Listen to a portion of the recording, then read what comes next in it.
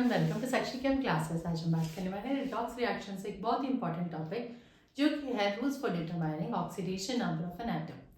तो सबसे पहली चीज हमें ये समझना पड़ेगा कि ऑक्सीडेशन नंबर क्या है। सो ऑक्सीडेशन नंबर बेसिकली जो चार्ज उस एलिमेंट पे जब वो कंबाइंड फॉर्म में है या फिर उसके आयन पे चार्ज होगा उसको बोलते हैं ऑक्सीडेशन नंबर को ऑक्सीडेशन स्टेट भी बोलते हैं। जरूरत क्या पड़ती है जब हम रिडॉक्स रिएक्शन की बात करते हैं, वहां पर जब हम ऑक्सीडेशन रिडक्शन की बात करते हैं तो वो हम ऑक्सीडेशन नंबर्स के टर्म में ही बात करते हैं। तो सबसे पहले हम इसके देखने वाले रूल्स, उसके बाद करेंगे क्वेश्चन की प्रैक्टिस। सो फर्स्ट रूल हमारे पास है the oxidation number of an element in free state और इन एनी एलिट्रोपिक फॉर्म इज 0। कोई भी एलिमेंट का ऑक्सीडेशन स्टेट उसकी फ्री स्टेट में या उसकी किसी भी एलोट्रोपिक फॉर्म में 0 होगा। एग्जाम्पल के लिए आपने ऑक्सीजन ले लिया, सो ऑक्सीजन की बात करो या आप O2 ले लो या आप O3 ले लो, तो दोनों का ही ऑक्सीडेशन नंबर क्या होने वाला है? 0 होने वाला है। सेकेंड रूल है the oxidation number of an element in the single ion is same as the charge on ion. जो कोई सिंगल आयन है उस पे जो आपके पास ऑक्सीडेशन नंबर आ रहा है वो उसके चार्ज के बराबर है। एग्जाम्पल K पॉजिटिव तो आपके पास oxidation number +1, Ca2 positive oxidation number +2, S2 negative oxidation number is -2। उसके बाद बाइनरी, थर्ड पॉइंट है binary compound of metal and non metal. Metal is always positive while that of non metal is negative. Metal हमेशा electron क्या करता है? Loose करता है। Non metal क्या करता है? गेन करता है। इस कंसेप्ट से सीधा याद रख सकते हैं कि अगर हमारे पास बाइनरी कंपाउंड है, मतलब मेटल और नॉन मेटल का कोई कंपाउंड बना हुआ है, तो मेटल की जो ऑक्सीडेशन स्टेट है that comes out to be positive, या मेटल का जो ऑक्सीडेशन नंबर है वो पॉजिटिव होने वाला है, और नॉन मेटल का हमारे पास क्या होगा? नेगेटिव होगा। जैसे एग्जांपल के लिए अगर हम ले लें NaCl, तो Na is +1 and Cl is -1। Next fourth है हमारे पास in the compounds which is formed by the combination of non metals the atom with higher electronegativity is given as negative oxidation number. ऐसे compound जिसमें आपके पास दोनों ही अब क्या है? नॉन मेटल है, तो जिसकी इलेक्ट्रोनेगेटिविटी ज्यादा उसका negative oxidation number. For example हमने ले लिया HCl, तो इलेक्ट्रोनेगेटिविटी किसकी ज्यादा है? क्लोरीन की, तो ऑक्सीडेशन नंबर नेगेटिव किसका होगा? क्लोरीन का होगा, तो क्लोरीन -1 और हाइड्रोजन क्या होने वाला है? +1। नेक्स्ट है in all the compounds of hydrogen oxidation number of hydrogen is +1 accept in hydrides. जितने भी हाइड्रोजन के कंपाउंड बनेंगे उसमें हाइड्रोजन का जो ऑक्सीडेशन नंबर है वो +1 रहने वाला है। बस सिर्फ एक हाइड्राइड्स को छोड़ देना, वहां पर क्या होगा? माइनस होगा, क्योंकि हमारे पास वहां पर जो मेटल है वो ज्यादा इलेक्ट्रॉन, मेटल जो है आपके पास वो इलेक्ट्रोपॉजिटिव हो गया, उसकी +1 जो कॉरेस्पॉन्डिंग +1 +2 जो भी है मेटल, तो उसका पॉजिटिव ऑक्सीडेशन नंबर होने वाला है। फॉर एग्जांपल सोडियम हाइड्राइड की बात करें तो इस केस में हाइड्रोजन -1 होगा और सोडियम क्या होगा आपके पास? +1। नेक्स्ट है अगेन इंपॉर्टेंट है हमारे पास ये, क्योंकि इसमें काफी केसेस आएंगे। सबसे पहले हमारे पास है जनरल ऑक्सीजन का। सो ऑक्सीडेशन नंबर जो ऑक्सीजन का है वो -2 है। जनरली अगर हम बात करते हैं तो हमारे पास ऑक्सीडेशन नंबर जो ऑक्सीजन का है वो क्या है? -2। पेरोक्साइड्स की बात करते हैं जहां पर ऑक्सीजन ऑक्सीजन लिंकेज आ रही है H2O2, या इसको ऐसे भी लिखते हैं O2 नेगेटिव, तो यहाँ पर आपके पास ऑक्सीजन ऑक्सीजन लिंकेज आ रही है, ऑक्सीडेशन स्टेट क्या आएगी? -1 आएगी। सुपर ऑक्साइड की बात करें that is your O2 negative, यहाँ पर जो ऑक्सीडेशन स्टेट आने वाली दैट इज -1/2। जनरली ऑक्सीजन में क्या होगी? -2। पेरोक्साइड्स की बात कर रहे हो तो आपके पास क्या आएगी? -1, और सुपर ऑक्साइड्स की बात कर रहे हो तो -1/2। दूसरी चीज अगेन इंपॉर्टेंट, क्या चीज कि अगर ऑक्सीजन ने फ्लोरीन के साथ बॉन्ड बनाया तो फ्लोरीन से ज्यादा इलेक्ट्रोनेगेटिव तो कोई है ही नहीं, तो फ्लोरीन और ऑक्सीजन का अगर बॉन्ड बनता है उस केस में ऑक्सीजन की जो ऑक्सीडेशन नंबर है वो पॉजिटिव रहने वाली है। बाकी सभी केस में क्या था? नेगेटिव था, चेंज हो रही थी वैल्यूज, बट जब वो फ्लोरीन के साथ बॉन्ड बना रहा है उस केस में जो ऑक्सीजन की ऑक्सीडेशन स्टेट है वो क्या होगी? पॉजिटिव होगी। तो when oxygen is bonded to fluorine, in that case oxygen has positive oxidation state. So OF2 की अगर हम बात करें, या फ्लोरीन को हम -1 देंगे, उसके कॉरेस्पॉन्डिंग ऑक्सीजन की क्या आएगा? Oxidation number +2।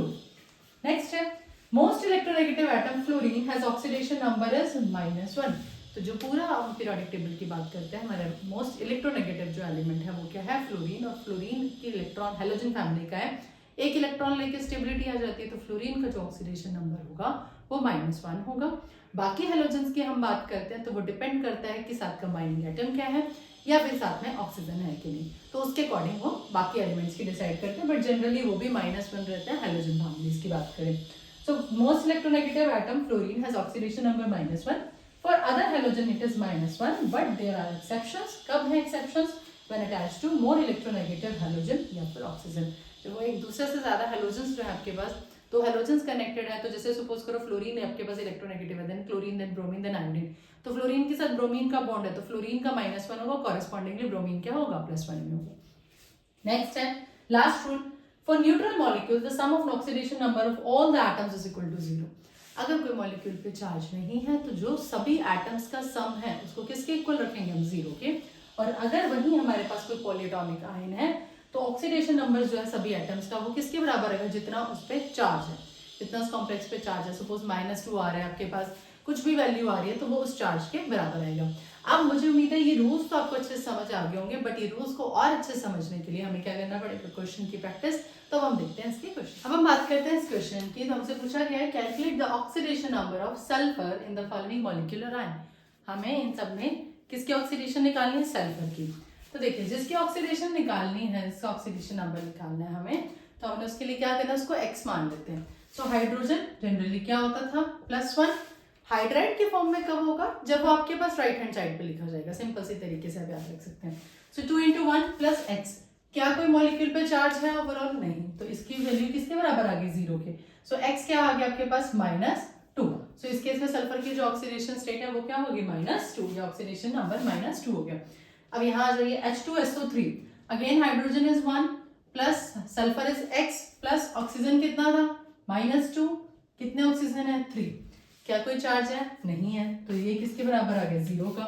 तो आपके पास 2 + x - 6 is equal to 0। So that comes out to be, x comes out to be 4।